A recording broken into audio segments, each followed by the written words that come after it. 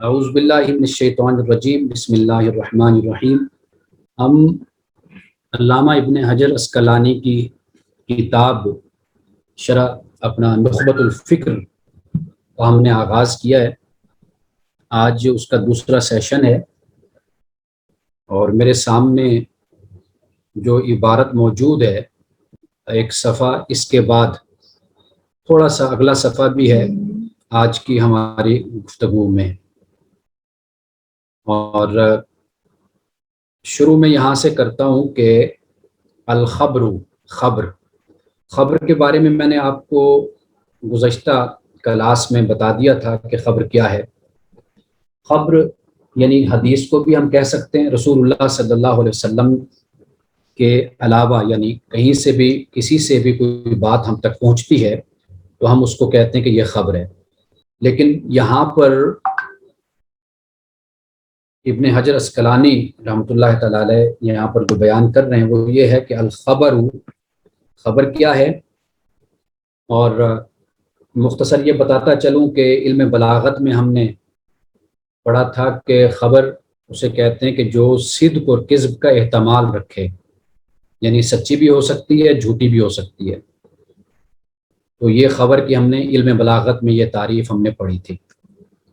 تو اب دیکھیے کہ الخبر اما ان یکون لہ طرق بلا عدد معین، کہتے ہیں کہ یا تو یہ ہوتا ہے کہ خبر جو آپ کے پاس آتی ہے وہ جس سند سے، اسناد سے آتی ہے، وہ اسناد بلا عدد معین ہوتے ہیں، یعنی کہ ان کی تعداد معین نہیں ہوتی، کثیر متعدد لوگوں سے وہ روایت ہوتی ہے۔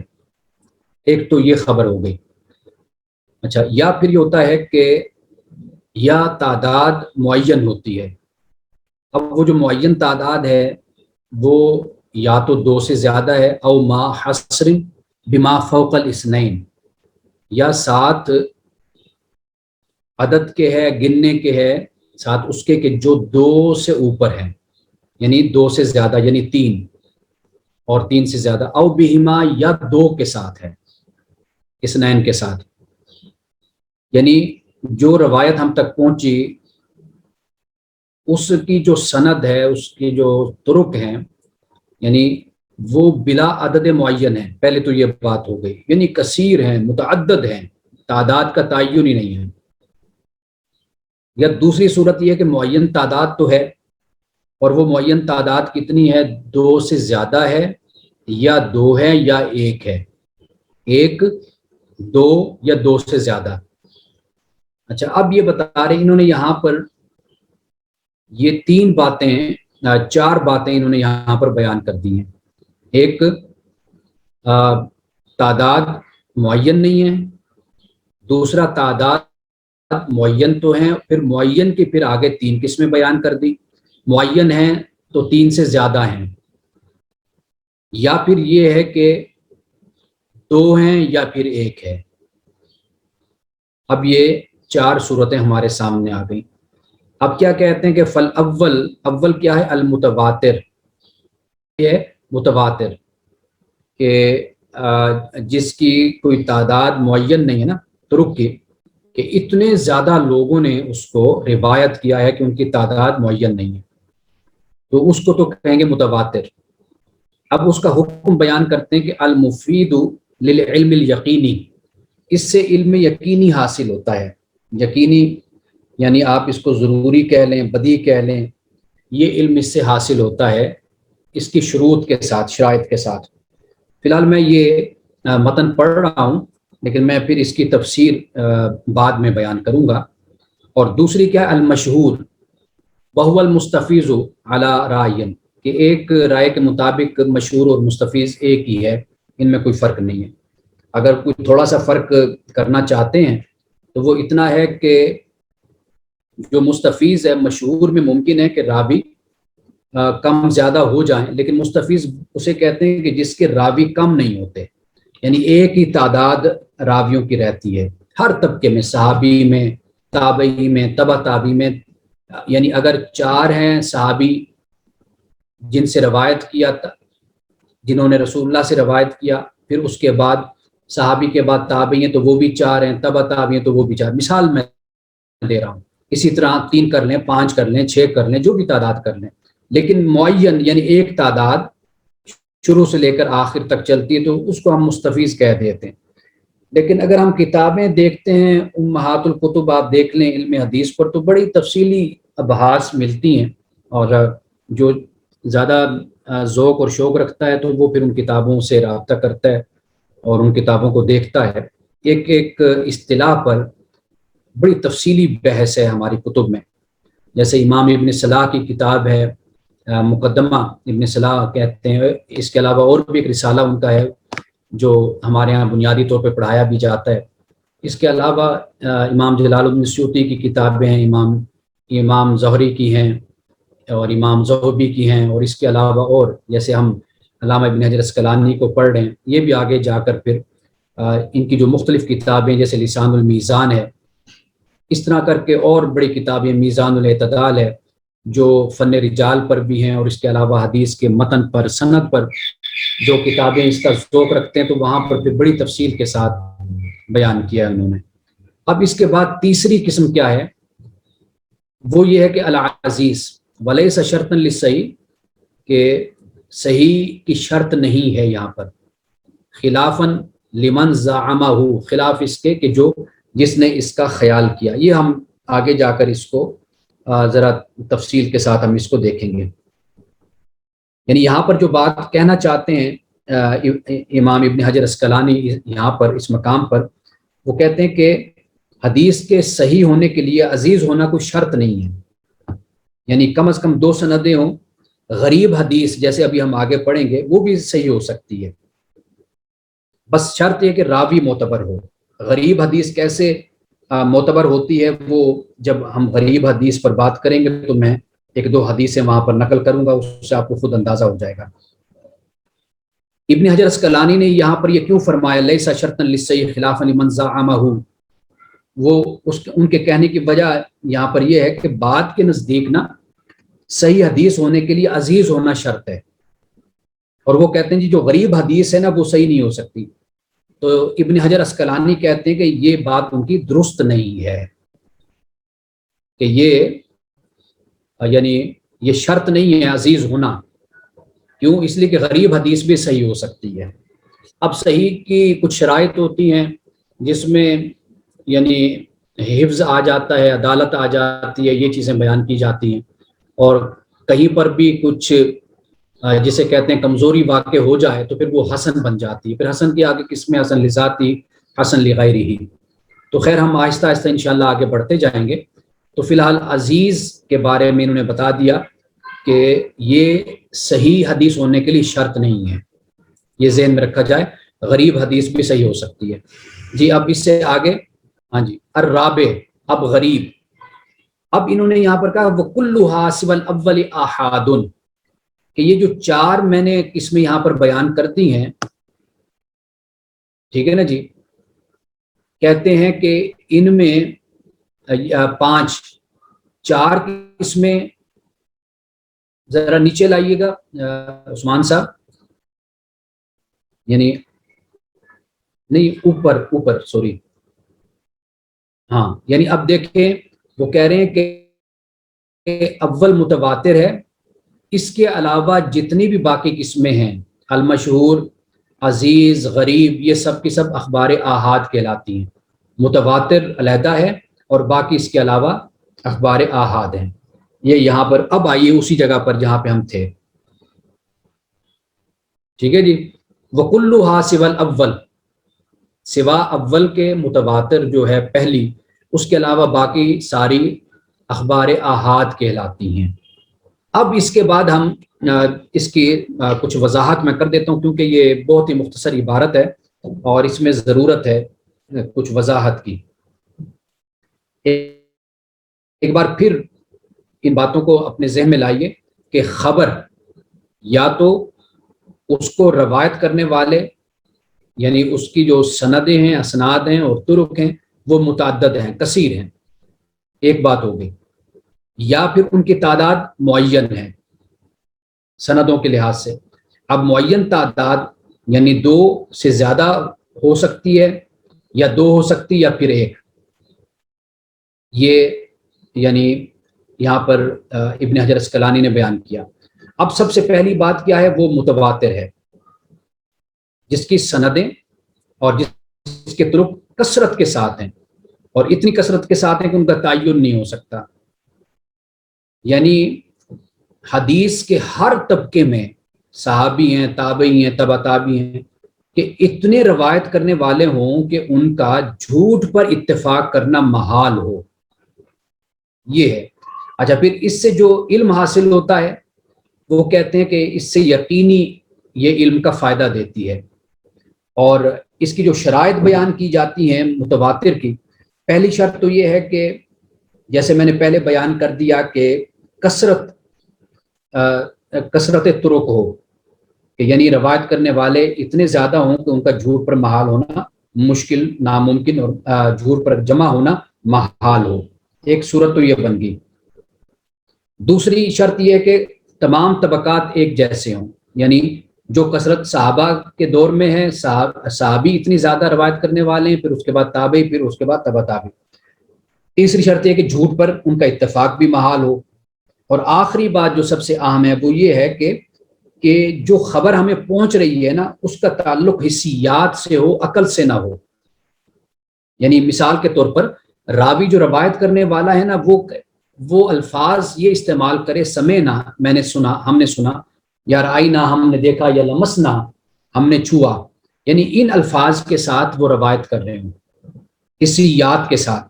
ایسا نہیں ہے کہ جیسے مثال کے طور پر ہم سب جانتے ہیں کہ عالم حادث ہے، اور اس کو ہم خبر متواتر نہیں کہہ سکتے کیونکہ اس کا تعلق عقل کے ساتھ ہے. اور جب ہم متواتر حدیث کی بات کرتے ہیں تو اس میں راوی بیان کرنے والے سمعنا، رائنا، لمسنا یعنی حس کے ذریعے سے اپنی بات کو وہ بیان کریں. یہ متواتر کی شرائط میں سے آپ کہہ لیجئے کہ یہ 4 شرطیں ہیں جن کو بیان کیا گیا ہے.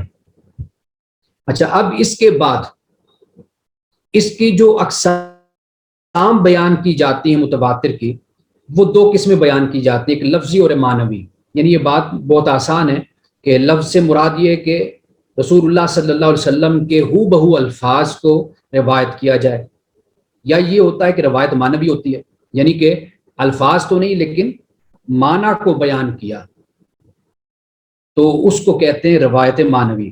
اور یہ بات یاد رکھیے کہ متواتر احادیث بہت کم ہیں، اور جو احاد ہیں وہ کثرت کے ساتھ ہیں. متواتر حدیثیں کم ہیں، اور متواتر حدیث بھی اس کو بھی دیکھنے کی ضرورت ہے، اس لیے کہ ایسا ہو سکتا ہے کہ کوئی حدیث کہ جو رسول اللہ کے دور میں تو وہ مشہور ہو سکتی ہے، وہ غریب ہو سکتی ہے، وہ عزیز ہو سکتی ہے، وہ کسی اور درجے کی ہو سکتی ہے، لیکن بعد میں جا کر وہ اتنی مشہور ہو گئی کہ لوگوں نے یہ سمجھنا شروع کر دیا کہ یہ متواتر ہے. ممکن ہے کہ وہ متواتر نہ ہو. تو اس لیے ہر حدیث پر اگر اس کے راوی کثرت سے روایت کرنے والے بھی ہیں نا، تو پھر بھی وہ ضروری نہیں ہے کہ وہ متواتر ہو. یہ بھی بات ذہن میں رکھنی چاہیے. اچھا، اب اس کی چند احادیث میں بیان کرتا ہوں. میں نے یہ سوچا تھا کہ میں جو حدیثیں بیان کروں گا تو اگر آپ تھوڑا سا اس پر یہ کوشش کریں، ریسرچ کریں کہ کس طرح ایک حدیث متواتر بنتی ہے، یا کس طرح ایک حدیث مشہور بنتی ہے، عزیز بنتی ہے، غریب بنتی ہے، یعنی جو اس کی تعریف بیان کرتے ہیں محدثین، تو وہ جو تعریف بیان کر رہے ہیں اس کے مطابق حدیثوں کا جائزہ آپ لیں پریکٹیکلی، اور مجھے آپ یہ بتائیں کہ جی یہ حدیث اس لیے مشہور بن رہی ہے، یہ حدیث اس لیے غریب بن رہی ہے، یہ حدیث اس لیے عزیز بن رہی ہے، یہ آپ مجھے بتائیں. اچھا، اب مثال کے طور پر دیکھیں یہ حدیث کہ من کاذب علی متعمدا فلیتبوأ مقعدہ من النار. رسول اللہ نے فرمایا کہ جس نے مجھ پر جھوٹی بات ارادتاً باندھی تو وہ اپنا ٹھکانہ جہنم سمجھے. اب یہ متواتر حدیث ہے، یہ خبر متواتر ہے کہ رسول اللہ نے یہ فرمایا، اور تقریباً 70 سے زیادہ صحابہ نے اسے روایت کیا ہے. اچھا، مثال کے طور پر اسی طرح مسح الخفین ہے کہ رسول اللہ نے اپنے موزوں پر آپ نے مسح کیا. حضرت امام حسن بصری فرماتے ہیں کہ 70 صحابہ سے میں ملا تھا، تو 70 صحابہ سب کے سب مسح الخفین کو جائز قرار دیتے تھے. حدثنی 70 من اصحاب رسول اللہ صلی اللہ علیہ وسلم انہ کان یمسح الخفین. یہ حضرت امام حسن بصری سے یہ بات نقل کی جاتی ہے. اور اسی طرح ابن حجر یعنی ہم جن کی کتاب پڑھ رہے ہیں وہ اس حوالے سے یہ بیان کرتے ہیں کہ وہ اس حوالے سے, میری آواز آ رہی ہے آپ لوگوں کو؟ اب ابن حجر جن کی ہم کتاب پڑھ رہے ہیں وہ اس حوالے سے کہتے ہیں وقد صرح جمع من الحفاظ کہ حفاظ کی ایک جماعت نے اس کی وضاحت کی, اس کو بیان کیا کہ بأن المسح الخفین متواتر, کہ مسح الخفین یہ متواتر ہے, اور جمع کیا بعضهم رواتہ, اور ان میں سے بعد نے ان کے راویوں کو جمع کیا تو فجاوزوا 80 ومنهم العشرہ, کہ یہ 80 سے بھی تجاوز کر جاتے ہیں. یہ علامہ ابن حجر کہتے ہیں. اور ان میں شامل ہیں, کون شامل ہیں؟ ان میں عشرہ مبشرہ بھی شامل ہیں کہ جنہوں نے یہ روایت کی ہے. تو اس کو کہتے ہیں متواتر. متواتر لفظی کہہ لیں آپ. اور اسی طرح متواتر معنوی اگر ہم دیکھتے ہیں تو جیسے میں نے اس کی تعریف آپ کو متواتر معنوی کی بتائی کہ ما تواتر معناہ دون لفظ ہی, کہ اس کے معنی کو نقل کیا جاتا ہے تواتر کے ساتھ, لفظ کو نہیں. مثال کے طور پر کہ رسول اللہ نے دعا میں اپنے ہاتھوں کو اٹھایا. اب مختلف مواقع اور مختلف اوقات میں رسول اللہ نے یہ فعل سر انجام دیا, یعنی ہم تک روایات پہنچتی ہیں لیکن ممکن ہے کہ جو روایت ہم تک پہنچے اس میں تو تواتر نہ ہو, لیکن اس میں اتنی کثرت کے ساتھ رسول اللہ کے دعا کرنے کا ذکر ہے اور یہ قدر مشترک وہاں پر احادیث میں موجود ہیں, تو اس لیے یہ متواتر معنوی بن گئی کہ رسول اللہ صلی اللہ علیہ وسلم نے دعا میں ہمیشہ اپنے ہاتھوں کو اٹھایا. اور یہ دو ہی قسمیں, ویسے تو متواتر لفظی متواتر معنوی کے علاوہ بھی بڑی قسمیں محدثین نے بیان کی, لیکن علامہ جلال الدین سیوطی نے تدریب الراوی میں فقط یہ دو قسمیں یہ بیان کی ہیں. اچھا اب یہ دیکھیے چند اور حدیثیں میں آپ کے سامنے رکھتا ہوں. ایک حدیث ہے کہ رسول اللہ نے فرمایا کہ نذر اللہ عمران سامع منا حدیثا فحافظہ حتی یبلغہ فرب حامل فقہ الی من هو افقہ منہ ورب حامل فقہ لیس بفقہ, کہ رسول اللہ صلی اللہ علیہ وسلم نے فرمایا کہ اللہ تعالیٰ اس شخص کے چہرے کو تر و تازہ رکھے کہ جس نے ہم سے حدیث کو سنا پھر اسے یاد رکھا اور پھر دوسروں تک پہنچایا. تو رسول اللہ نے یہ فرمایا کہ ممکن ہے ایسا بھی ہوتا ہے کہ جو حدیث کا حامل ہے, حدیث پہنچانے والا ہے, وہ اتنی فکر نہیں رکھتا, اتنی سمجھ نہیں رکھتا, لیکن جس کو وہ پہنچاتا ہے وہ زیادہ سمجھ رکھتا ہے اور پھر وہ اس حدیث کو آگے میری بات کو پہنچا دیتا ہے. تو یہ بھی حدیث متواتر اس کو کہا جاتا ہے کہ یہ بھی رسول اللہ صلی اللہ علیہ وسلم سے جو منقول ہے اس کو اتنے لوگوں نے روایت کیا ہے کہ یہ بھی متواتر میں شامل ہے. اور اسی طرح لسان المیزان میں, یہ لسان المیزان جیسے میں نے ابھی ذکر کیا کہ جو حدیث کو روایت کرنے والے ضعیف راوی ہیں یہ ان پر مشتمل امام ابن حجر اسقلانی کی یہ کتاب ہے, اور یہ آپ یوں کہہ لیجئے کہ اس میں آخری تصنیف ہے. اور اصل میں لسان المیزان یہ امام زہبی کی کتاب میزان الاعتدال کا تتمہ ہے, یعنی اس کتاب سے یوں سمجھ لیجئے کہ ان کی بحث وہ مکمل ہوتی ہے. لسان المیزان اس میں امام ابن حجر اسقلانی نے لکھا کہ یہ تواتر کی حد تک یہ پہنچی ہوئی حدیث ہے. اور وہ جو رسول اللہ صلی اللہ علیہ وسلم کا خطبہ ہے آخری, جس میں آپ نے فرمایا کہ فَلْيُبَلِّغِ الشَّاهِدُ الْغَائِبَ, کہ جو یہاں پر موجود ہے وہ اس کو پہنچا دے کہ جو موجود نہیں ہے. ان الفاظ کے بارے میں بھی کہا جاتا ہے, ابن حجر اسقلانی نے یہ کہا کہ یہ الفاظ بھی حد تواتر کو پہنچے ہوئے ہیں. تو یہ تواتر میں یہ چند احادیث ہیں میں نے بیان کی ہیں.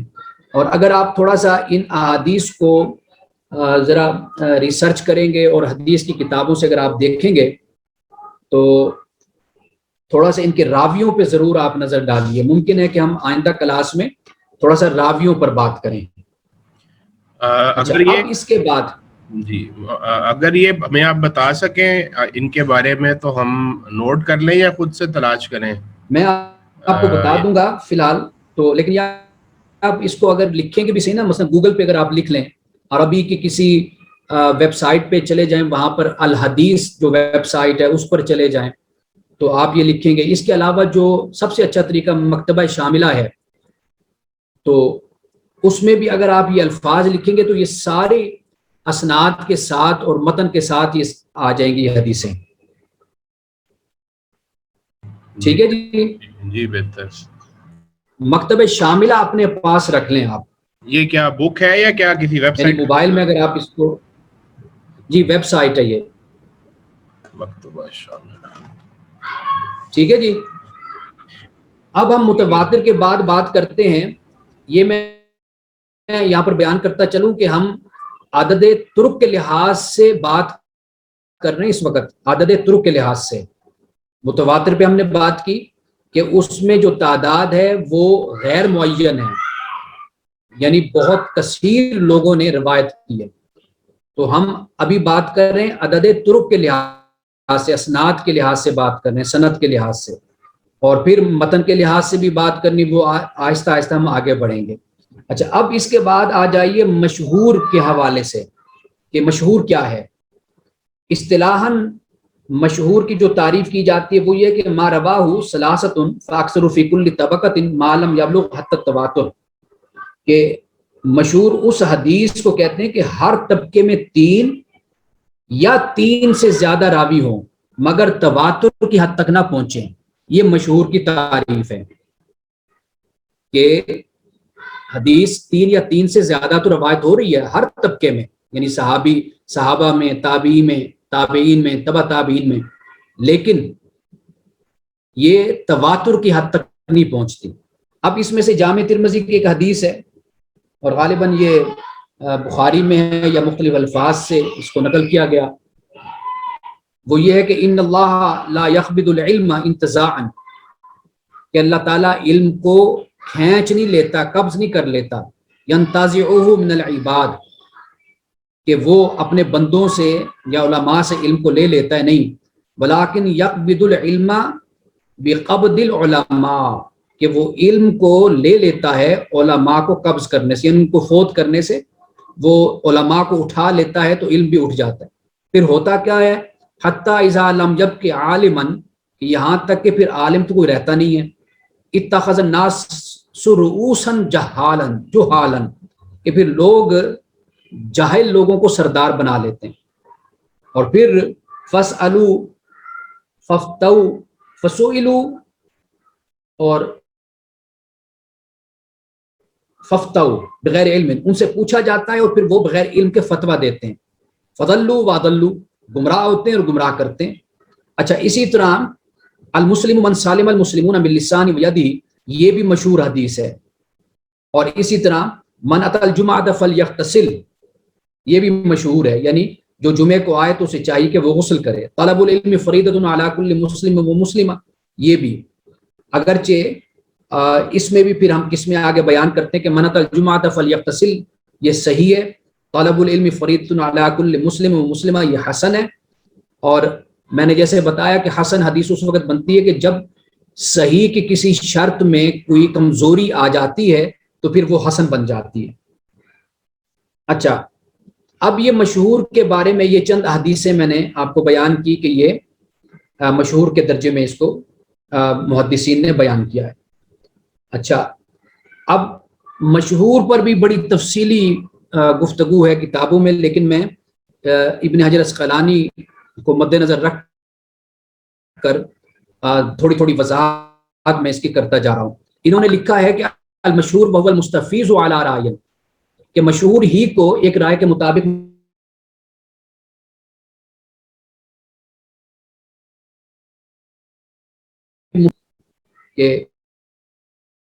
کہ راویوں کی تعداد ہر طبقے میں برابر ہوتی ہے تو اس کو مستفیض کہتے ہیں.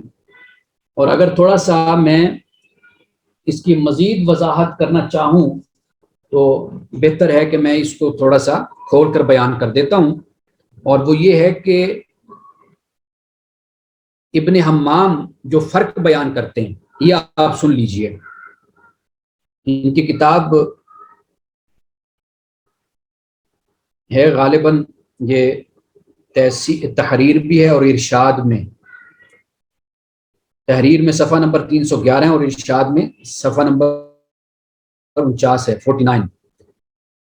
بیان کرتے ہیں کہ جسے 3 یا 3 سے زیادہ نے روایت کیا ہو لیکن قرن اول میں یعنی صحابہ کے دور میں وہ متواتر نہ ہوئی ہو بلکہ قرن ثانی اور خبر مشہور بھی ہوگی. اور دوسرا نقطہ یہ بیان کرتے ہیں کہ جسے 3 یا 3 سے زیادہ نے روایت کیا ہو، جس حدیث کو 3 یا 3 سے زیادہ نے روایت کیا ہو لیکن تابعین اور تبع تابعین میں تواتر کو نہ پہنچی ہو تو وہ مستفیض ہوگی لیکن مشہور نہ ہوگی.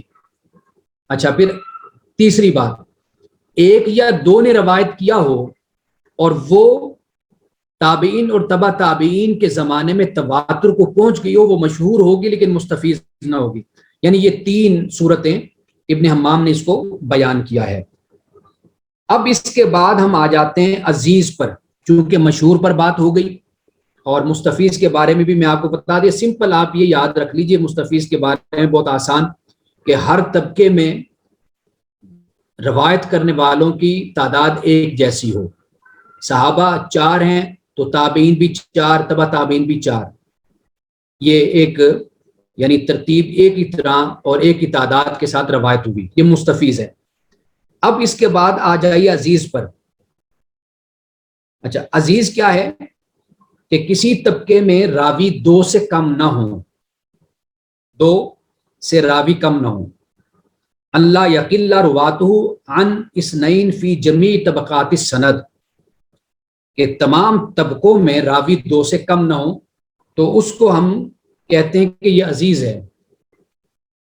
اچھا، اب ابن حجر نے لکھا ہے یہاں پر کہ بعض علماء بعض صورتوں میں عزیز اور یعنی عزیز اور مشہور میں فرق نہیں کرتے، اور وہ یہ سمجھتے ہیں کہ عزیز وہ ہے جس کے ہر طبقے میں راویوں کی تعداد 2 یا 3 ہو، 2 یا 3.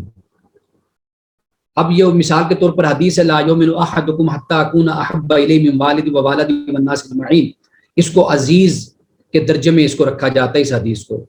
اور اسی حدیث کو مشہور میں بھی بیان کیا گیا ہے، کیونکہ بات کے نزدیک مشہور اور عزیز میں فرق نہیں ہے، تو لہٰذا اس حدیث کو مشہور کی جب تعریف کی گئی اور اس درجے میں بیان کیا گیا تو اس حدیث کو وہاں پر بھی رکھا گیا، اور اسی طرح عزیز میں بھی اس کو بیان کیا گیا ہے. اب 2 کی میں نے بات کی ہے، یعنی صحابی بھی 2 ہوں روایت کرنے والے، تابعین بھی 2 ہوں روایت کرنے والے، تبع تابعین بھی 2 ہوں روایت کرنے والے. یعنی مثال کے طور پر اب یہی حدیث جو لا یؤمن احدکم حتی اکون احب الیہ من والدی و والدی والناس اجمعین، یہ حدیث ہے، یہ حضرت انس اور حضرت ابو ہریرہ سے روایت ہے. اچھا، پھر انس سے قتادہ نے روایت کیا ہے اور عبد العزیز بن صہیب نے روایت کیا ہے، اور پھر قتادہ سے شعبہ اور پھر سعید نے روایت کیا ہے، اور پھر عبد العزیز بن صہیب سے اسماعیل بن علیہ اور عبد الوارث نے پھر اس کو روایت کیا، پھر آگے پھر جماعت نے روایت کیا. یعنی اب آپ دیکھ لیجئے کہ صحابہ میں بھی 2، تابعین میں بھی 2 اور تبع تابعین میں بھی 2 ہو گئے. تو یہ عزیز ہے کہ جس کے کم از کم راوی 2 ہوتے ہیں روایت کرنے والے، یہ عزیز ہو گئی. اور اس کے حوالے سے میں نے آپ کو بتا دیا کہ حدیث صحیح ہونے کے لیے عزیز ہونا شرط نہیں ہے.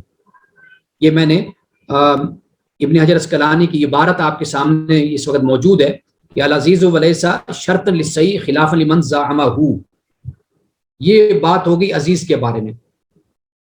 اب آ جائیے غریب کے حوالے سے کہ غریب کیا ہے؟ ہوا ما ینفرد بروایتہ راو واحد، یعنی یہ وہ حدیث ہے کہ جسے ایک راوی، منفرد راوی جس کو بیان کرتا ہے، یہ غریب ہے، روایت کرنے والا ایک ہے.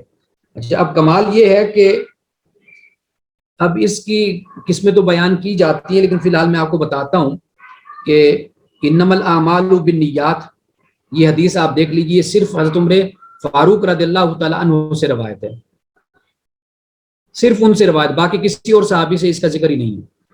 اب یہ جب حضرت عمر فاروق روایت کر رہے ہیں، واضح بات ہے کہ یہ صحیح حدیث.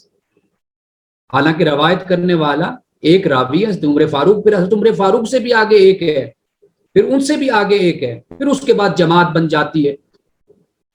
یعنی تینوں درجوں میں ہم دیکھتے ہیں صحابی، تابعی اور تبع تابعی ایک ایک راوی ہے، اس لیے غریب ہے. لیکن ہم اس کو غیر صحیح تو نہیں کہیں گے نا، تو یہ صحیح حدیث ہے. تو اس لیے اب اس میں پھر آگے بڑی قسمیں بیان کی جاتی، میں اس کو مختصر بیان کر دیتا ہوں کہ دو قسمیں، یعنی ابن حجر، علامہ ابن حجر آپ خود یعنی غریب اور فرد یہ دو الفاظ استعمال کیے بعد اور محدثین نے کہ غریب اور فرد، لیکن علامہ ابن حجر ان میں کوئی فرق نہیں کرتے، یعنی لغتاً اور اصطلاحاً وہ کہتے ہیں کہ ایک دوسرے کے مترادف ہیں. بہرحال اب یہ جو دو قسمیں ہیں، ایک غریب مطلق بن جاتی ہے اور ایک غریب نسبی بن جاتی ہے. اچھا، غریب مطلق کیا ہے؟ یہ جو انما الاعمال بالنیات ہے، اس کا تعلق غریب مطلق سے ہے. وجہ کیا ہے؟ وجہ کہ اصل سند میں یعنی آغاز سے ہی ایک راوی ہے. حضرت عمر فاروق رضی اللہ تعالیٰ عنہ شروع سے ہی ایک ہی اس کو روایت کرنے والے ہیں، انما الاعمال بالنیات. اچھا، لیکن جو غریب نسبی ہے، اب غرابت سند کے درمیان جا کر ہو جاتی، یعنی شروع میں تو دو ہوں گے، زیادہ ہوں گے ایک سے، لیکن آگے جا کر پھر ایک راوی روایت کرنے والا ہوتا ہے. اس کو غریب نسبی کہتے ہیں.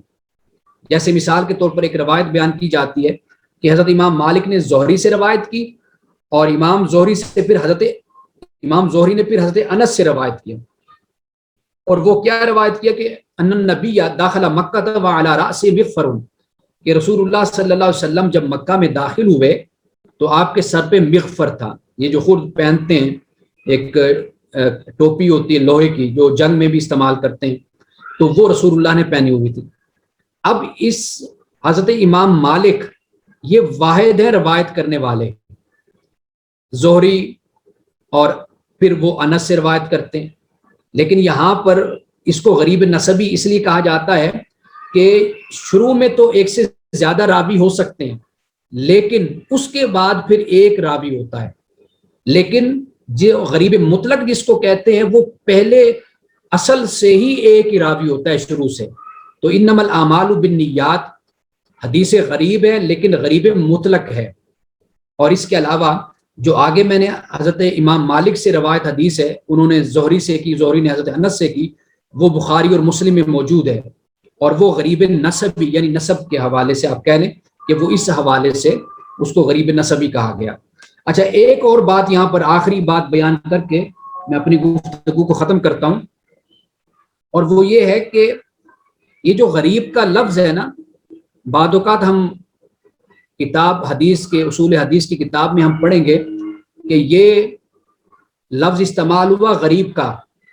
اب غریب سے دو مطلب ہوتے ہیں، ایک تو فن غریب الحدیث ہے، یعنی اس سے مراد وہ فن ہوتا ہے کہ حدیث کے متن میں ایسے الفاظ آ جاتے ہیں کہ جو مشکل بھی ہوتے ہیں، ان کا فہم مشکل ہوتا ہے، وہ بعید حاصل کرنا سمجھنا مشکل ہوتا ہے، کیونکہ وہ الفاظ قلیل الاستعمال ہوتے ہیں. اور یہ بحث ہم نے علم تفسیر میں ہم نے حضرت شاہ ولی اللہ رحمۃ اللہ علیہ کی کتاب الفوز الکبیر میں ہم نے پڑھا تھا کہ قرآن مجید میں الفاظ ایسے بھی ہیں جو غرائب القرآن جن کو کہا جاتا ہے، کہ جو عام استعمال کے الفاظ نہیں، قلیل الاستعمال ہیں. اسی طرح حدیث میں بھی استعمال ہوئے. جب ائمہ نے یہ فرمایا، جیسے حضرت امام مالک نے فرمایا کہ شر العلم غریب، کہ جو برا علم ہے، برا ترین علم وہ کون سے؟ وہ غریب علم ہے. یعنی حدیثوں میں جو غریب حدیثیں اپنے متن میں وہ کہتے ہیں کہ وہ برا ترین علم ہے، تو اس سے مراد ہوتا ہے فن غریب الحدیث، یعنی حدیث کے متن کے حوالے سے. لیکن ہم جس پر بات کر رہے ہیں وہ حدیث کا غریب ہونا وہ سند کے حوالے سے ہے، یہ بات ذہن میں رکھیے. اور جو غریب حدیث ہوتی ہے وہ صحیح بھی ہو سکتی ہے، جیسے میں نے ابھی آپ کو بتایا کہ ضروری نہیں ہے کہ عزیز ہی صرف صحیح ہو، غریب بھی حدیث صحیح ہو سکتی ہے. جیسے حضرت عمر فاروق رضی اللہ تعالیٰ عنہ سے روایت ہے انما الاعمال بالنیات، اب یہ حدیث صحیح ہے اگرچہ غریب ہے. تو امام مالک ہوں یا امام احمد بن حنبل یا دیگر ائمہ سے جب یہ ہم تک حدیث یہ بات ان کا قول پہنچتا ہے، مثال کے طور پر امام احمد بن حنبل اگر یہ کہتے ہیں کہ اکثر غریب حدیثیں منکر ہوتی ہیں، ضعیف راویوں سے ہوتی ہیں، تو اس کو نہ لیا کرو.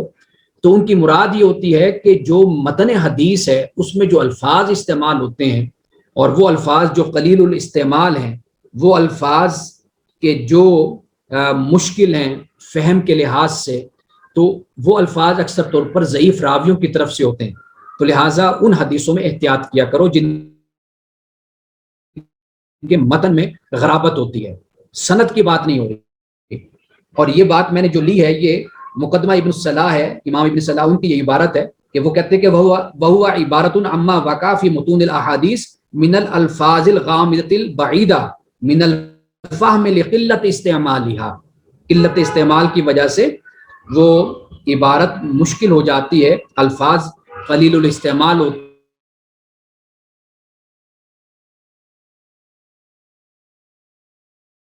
ہیں. سمجھیے کہ ہم نے علامہ ابن حجر اسقلانی کا جو متن ہم پڑھ رہے ہیں نخبۃ الفکر کا، ہم یہاں تک پہنچے کہ وَكُلُّهَا سِوَى الْأَوَّلِ أَحَادٌ، کہ آج ہم نے متواتر، مشہور، عزیز اور غریب، آج ہم نے ان پر بات کی ہے. اور اس سے آگے دیکھیے عثمان صاحب ذرا اوپر کیجئے. اس کے بعد ہم انشاءاللہ بات کریں گے وفیہ المقبول والمردود، مقبول حدیث اور مردود حدیث یعنی قابل رد. اور پھر اس کے بعد آگے پھر غرابت پر بھی بات کر رہے ہیں، پھر وہی بات جو میں نے ابھی آپ کو بتائی فرد مطلق اور فرد نسبی کی.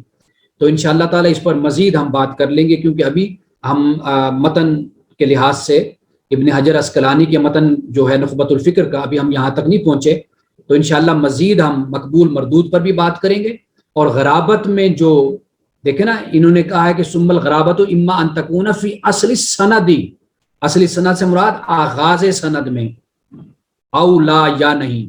اب فالاول اصل سند میں اگر غرابت ہے تو الفرد المطلق، اور اگر اصل سند میں غرابت نہیں ہے اور غرابت آگے جا کے شروع ہوتی ہے تو پھر الفرد النسبی، پھر وہ ہو گیا. تو انشاءاللہ یہاں سے پھر ہم آئندہ کلاس میں گفتگو کا آغاز کریں گے.